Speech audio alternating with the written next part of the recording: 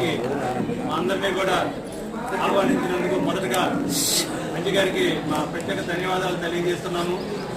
మరి కుమ్మరి కులంలో పుట్టిన మొదటి కవయిత్రి మల్లమాంబ గారు, వాల్మీకి లాంటి మహా మునులు రచించిన రామాయణాన్ని ప్రతి ఒక్క సామాన్య ప్రజలకి అర్థమయ్యే రీతిలో తెలుగులో అనువదించి అందరికీ కూడా రామాయణం యొక్క వైశిష్టతని చాటి చెప్పిన కవిత్రి మల్లమాంబ గారు మా కుమ్మరి కులంలో పుట్టడం అనేది మా కులం చేసుకున్న అదృష్టం అనుకోవాలి.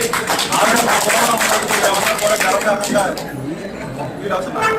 మరి ఈ రోజున ఇక్కడ మా నాయకులందరూ కూడా అంటే మా మొదటి కార్పొరేషన్ ఫెడరేషన్ చైర్మన్ గా ఉన్న ఐలాపురం రాజా గారు, మరి ఇప్పుడు శాలివాహన సంఘం రాష్ట్ర అధ్యక్షులుగా ఉన్న భాస్కర్ శ్రీనివాస్ గారు, అలాగే మొదటి కార్పొరేషన్ అయినప్పుడు మొదటి చైర్మన్ గా ఉన్న మా అన్నగారు సొంతం నాగేంద్ర గారు, అలాగే మా శాలివాహన కార్పొరేషన్ కన్వీనర్ గారైన పోతులయ్య గారు, ఇక్కడ మేము ఇచ్చేసిన మా డైరెక్టర్స్, నా ప్యానల్లో ఉన్న డైరెక్టర్స్ సుధాకర్ గారు, నాగేంద్ర గారు, వెంకట సుబ్బయ్య గారు, వీళ్ళందరికీ కూడా ఈ రోజు నా ధన్యవాదాలు తెలియజేసుకున్నాను. ముఖ్యంగా చెప్పగలిగింది ఏంటంటే వృత్తిపరంగా మా కుమ్మరి కులస్తులు ఎదుర్కొంటున్న ప్రతి ఒక్క సమస్యని ప్రభుత్వం దృష్టికి తీసుకెళ్ళడానికి మేమందరం కూడా సమావేశం అవుతున్నాం. మరి వృత్తిపరంగా ఇవాళ ఎంతో వెనకబడిపోయి ఉన్నారు. మరి ఆ వృత్తికి వచ్చిన సమస్యలన్నీ కూడా కార్పొరేషన్ చైర్మన్ గా నేను ఎప్పటికప్పుడు ప్రభుత్వం దృష్టికి తీసుకెళ్తున్నాను. మా మంత్రి గారు అయిన సవితమ్మ గారి దృష్టికి తీసుకెళ్తున్నారు. అందరూ కూడా చేస్తున్నారు. మిగతా కులాల వాటిగా కాకుండా మా కుమ్మరి కులాలు కొంచెం వెనకబడినా కూడా ఈ కులాన్ని ముందుకు తీసుకెళ్లాలన్న ఒక సంకల్ప దృక్పథంతో మేము నాగేంద్ర గారు చెప్పినట్టుగా త్వరలో రాబోయే కాలంలో శాలివాహన విజయభేరి అని ఒక బహిరంగ సభ 50,000 మందితో ఏర్పాటు చేయడం జరుగుతుంది. దానికి మేమందరం కూడా సమావేశం అవుతున్నాం. మరి ఇక్కడ ఈ గుంతకల్ పట్టణంలో నడిపొడ్డున ఇవాళ విగ్రహాన్ని చూసాం. మేమందరం కూడా మంచి ప్రదేశం అది.